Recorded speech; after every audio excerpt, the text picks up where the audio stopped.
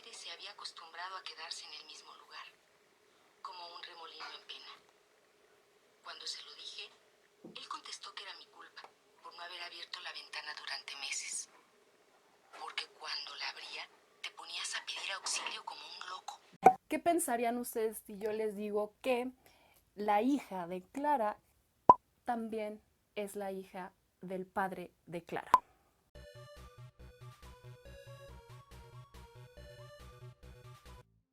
Hola Puentuberianos, bienvenidos una vez más al canal. Estoy muy emocionada de saludarlos otra vez después de unas vacaciones no tan previstas.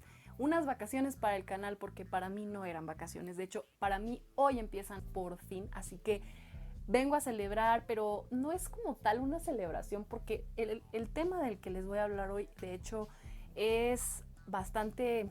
Y la obra como tal es muy problemática. Muchos tal vez ya escucharon de ella, es La azotea de Fernanda Trías. Es una novela de una escritora uruguaya que de hecho ya tiene muchos años de haberse publicado por primera vez.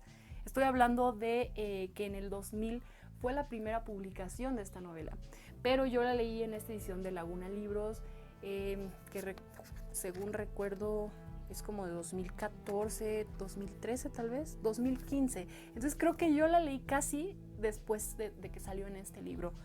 Ahora, tal vez había preferido ignorar esta historia, tal vez había evadido el tema, hablar de él, y es por eso que 5 años después, nada más y nada menos que 5 años después, aquí estoy para platicar con ustedes. Los comentarios estarán abiertos porque creo que es de esos libros que te obligan a querer compartir, pero también pues contrastar en cuanto a opiniones. Así que hay 3 motivaciones para este video. La primera, aunque no más importante, es para relajarme porque fueron unas semanas muy intensas y aparte el libro como tal es muy problemático. Conflictúa muchísimo por los temas que trata, entonces necesitaba algo igual de intenso, pero que me diera el efecto inverso, y es por eso que aquí verán que tengo un acompañante.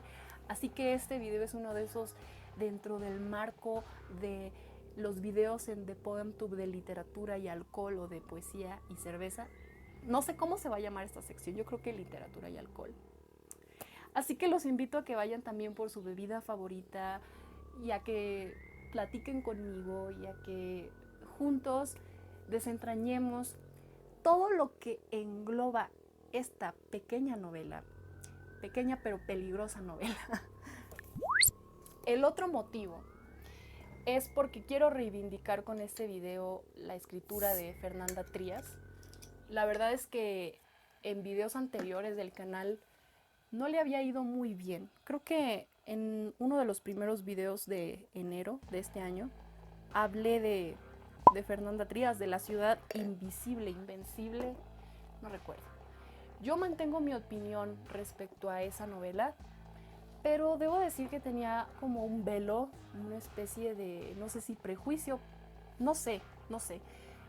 No había querido hablar de La azotea, tal vez porque evadía la lectura, porque no sabía cómo abordarla tal vez. Y la otra motivación es porque este video pretende también participar en una dinámica muy chida, que también si ustedes tienen tiempo de participar en ella, están invitadas con mujeres cis, trans y no binarias, porque es la convocatoria de Creadoras Camp. Es una iniciativa de una especie de campamento en la red en donde van a impartir talleres muchas mujeres de Latinoamérica pioneras en la creación de contenido digital y demás. Entonces está súper interesante, y pues eso. Son 3 razones principales por las cuales decidí grabar este video. Y bueno, claro, hice la relectura de esta obra y quizá ustedes ya escucharon de ella, porque recientemente se editó en España, se reeditó, porque les digo que ha tenido muchas vidas esta obra. Se publicó originalmente en el 2000 y desde entonces hasta acá sigue vigente, y España la publicó en la editorial El Traspatio. Yo la tengo en esta, que es de Laguna Libros, editorial colombiana. Bueno, pues de eso vamos a hablar en este video, que no sé si sea una reseña como tal o algo más. decidí que fuera una cerveza mexicana, una cerveza, como lo digo, muy intensa, es un Imperial Stout. El nombre es Calavera. Les digo, es una cerveza de autor mexicana que creo que va muy bien, tiene 9 grados. Entonces, sí.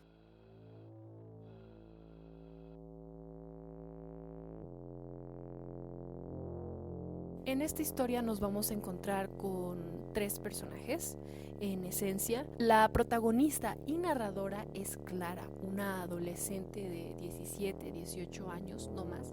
Ella está embarazada de Flor. La historia comienza justo a los 4 meses de embarazo de Clara. También tenemos a su padre, que es de aproximadamente unos 50, 55, calculo, es el padre de Clara, y obviamente en algún punto de la historia nos encontraremos con este personaje tan tierno y tan gracioso que es Flor, esta bebecita que acaba de nacer y que va creciendo en este espacio que es la casa de esta familia. Ellos viven, sobre todo el padre vive bajo el duelo de Julia. Julia no se sabe muy bien si es la madre o la madrastra de Clara. Y digo que hay una ambigüedad aquí con el tema de si era la madre o no, porque también creo que el complejo de Electra tiende a hacer que las niñas odien a sus madres o que rivalicen con sus madres, así que podría ser que realmente Julia era la madre de Clara, pero que Clara no la veía como tal, sino como una enemiga que quería quitarle a su padre.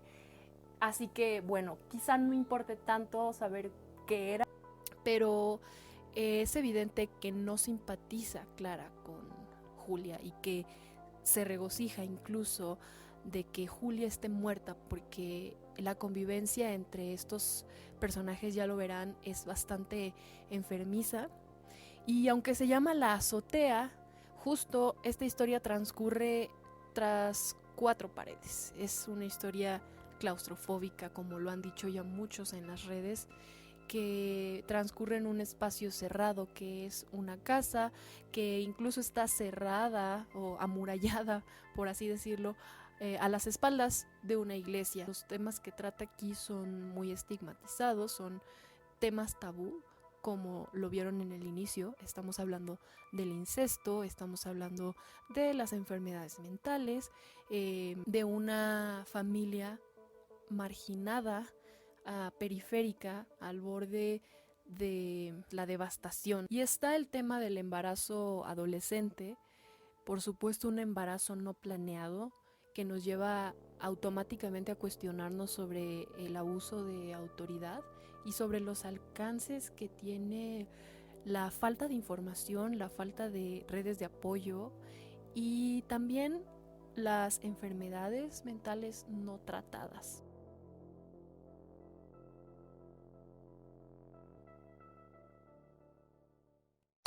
Esta historia transcurre a lo largo de 3 años aproximadamente, dentro de una sola locación, y esta es una de las cosas que recalco, es de las más importantes, porque siento que para que una obra ficticia se sostenga en un solo lugar y sobre todo en un lugar aislado como este, como lo es aquí una casa, necesita tener muchas tensiones, necesita que el lector se mantenga cautivo a partir de recursos.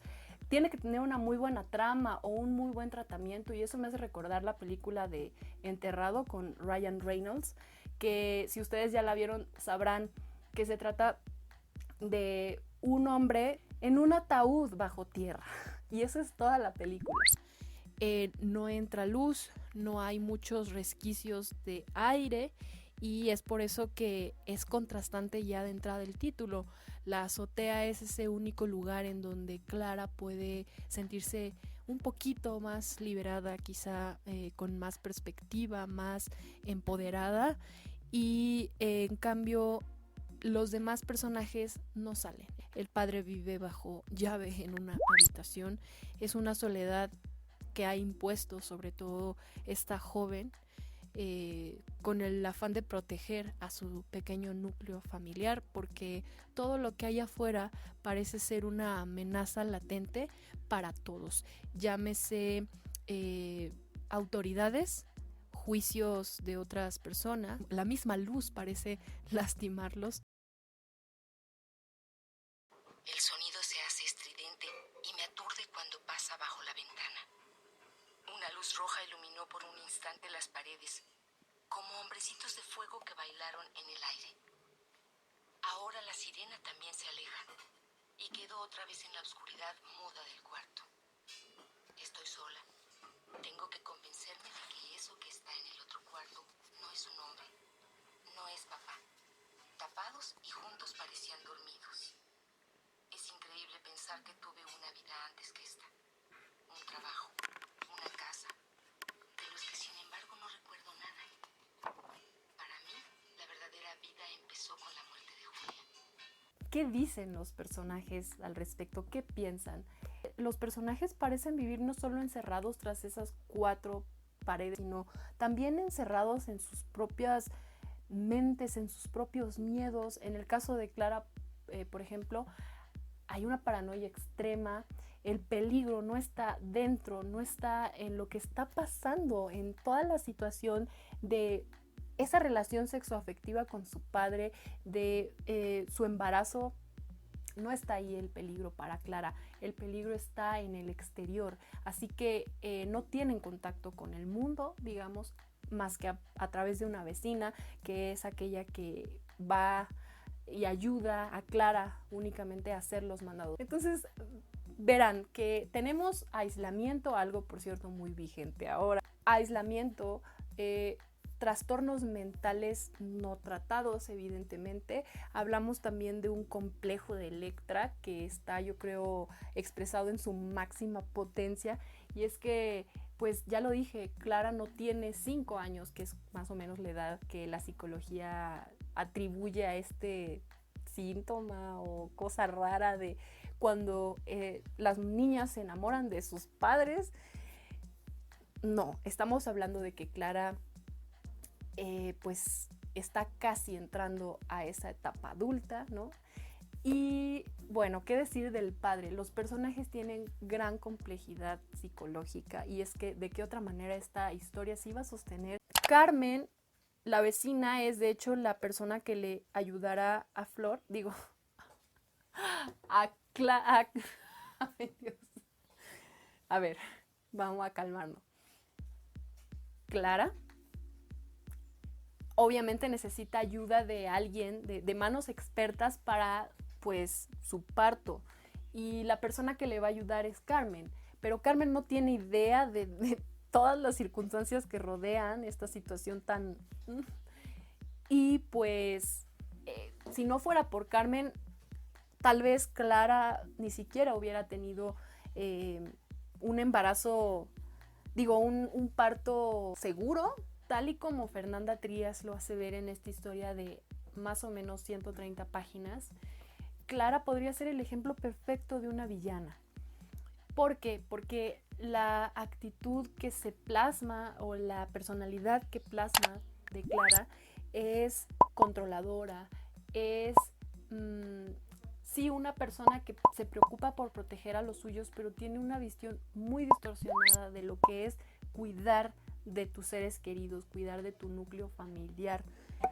Pero finalmente, a diferencia del padre que sí está victimizado en esta historia, que habla mucho a partir de los silencios, que muestra gran culpa a partir de lo que no dice y de lo que hace y cómo se ve, aquí más bien yo diría que es al revés. Es decir, claro que todos son víctimas, me parece que aquí todos son víctimas tanto de ese propio encierro al que se han sometido, tanto de sus trastornos y su enfermedad mental, quizá no diagnosticada, porque evidentemente no tienen un contacto con el exterior, no tienen gente cercana que también pueda decirles, o pueda decirle a Clara, amiga, date cuenta, y que pueda apoyarlos y que haga algo por ellos para que se traten ya sea psicológicamente o psiquiátricamente. No hay nada de eso. Entonces, Yo sí creo que son víctimas todos por igual, Flor, Clara y su padre, pero hay que recordar una cosa. Quizá es extratextual porque no está plasmado en estas pocas páginas, pero sí creo que esta obra da para analizar esas otras cosas, tiene ese alcance y es ¿qué pasó antes? ¿Qué pasó antes? Porque en la historia se dice que Clara tenía una vida normal. Pero ¿cómo fue distorsionándose todo a tal grado de establecer una relación sexoafectiva con su padre? Tal vez en el caso de Clara es más comprensible que no esté informada, que no haya estado informada, que haya estado muy confundida. Pero entonces, ¿qué hay del padre? El padre sí tenía más experiencia de vida, sí tenía más información, sí o sí. ¿Qué hay incluso de la madrastra o madre o lo que sea? ¿Por qué no le inculcaron esa información, esa educación sexual a Clara? Y cómo es que el padre también permitió que se llevara a ese extremo su convivencia. Peor aún, si Clara hubiera estado consciente de las consecuencias que tendría establecer un contacto así con su padre, incluso embarazarse, entonces seguro lo hubiera evitado, seguro incluso estando embarazada hubiera decidido por su propio cuerpo, hubiera podido optar al derecho del aborto. Y esto, claro, no hubiera habido la azotea, no hubiera habido esta historia, pero es como de esas cosas interesantes a las que nos lleva la literatura. Y ojo, aquí hago un paréntesis, no digo que la literatura tenga que enseñarnos algo y dejarnos moralejas, no soy partidaria de eso, creo que más bien la literatura presenta y nosotros interpretamos y nosotros reflexionamos, pero no está ahí para enseñarnos. Lo que sí creo, y esto es parte del mismo paréntesis, es que a los lectores en general, este tipo de obras y este tipo de lecturas más politizadas, porque si se darán cuenta, no estoy hablando tanto de lo literario, de los recursos que emplea la autora, que son maravillosos y está súper bien escrito este libro. No estoy tanto centrándome en eso, sino más bien en el tema, en todo esto peliagudo que trata. Creo que para los lectores en general puede ser un buen acercamiento a partir de una obra literaria enterarse de temas así, porque no es tal vez por intuición que vamos a llegar a los papers académicos, que vamos a llegar a esa información como mucho más especializada. Es a partir de ficciones como más populares, series, películas, novelas como esta, que podemos tener como un primer contacto, segundo, tercero, no sé. Entonces, aquí mi apología, ¿no?, a este tipo de obras, pero también este análisis de el what if, qué hubiera pasado sí, pero lo interesante es también extrapolarlo a la realidad, ¿no?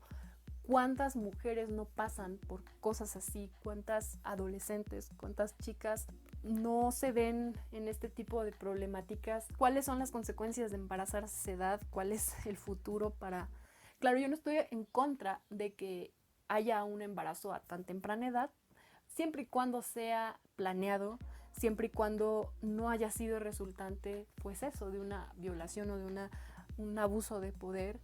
Porque, ojo, aquí el padre, claro que violó los derechos de esta persona, de Clara, por supuesto, porque se entiende que es una menor de edad. Entonces, es un tema, les digo, muy, muy triste, muy angustiante, que uno siente en la historia, siente profunda lástima. No sé, es choqueante, pero es peor cuando te das cuenta que es algo que sobre todo en un contexto latinoamericano pasa, y pasa más de lo que debería pasar. A mí me llama la atención saber qué diría un experto, un psicólogo, sobre cada uno, bueno, sobre el personaje del padre y sobre Clara. Clara tiene como instintos psicópatas, tiene, no sé, tiene una mente de verdad que se sigue enfermando conforme pasa la historia. Entonces, creo que esto nos hace pensar en un montón de temas complicados que no siempre se tratan en la literatura, no siempre se tratan de la mejor manera. Aquí la autora no piensa moralizar, no pretende moralizar, y eso me gusta. solo presenta, solo te da la realidad cruda y ya tú como lector sabrás hasta dónde meterte. Y bueno, es por eso que en esta ocasión les traje esta reseña, cosa random, comentario por las ramas y divagación sobre La azotea, porque creo que es una obra que no por nada se sigue leyendo después de 20 años y sigue vigente. Es una novela muy breve y muy bien escrita, con varios recursos simbólicos, y esta historia, no sé, es de verdad muy envolvente. Yo se las recomiendo mucho porque aparte de aquí se pueden desglosar, como ya lo vieron, un montón de cosas. Creo que yo ya me fui. Caray, ¿cómo me hago bolas? Dios.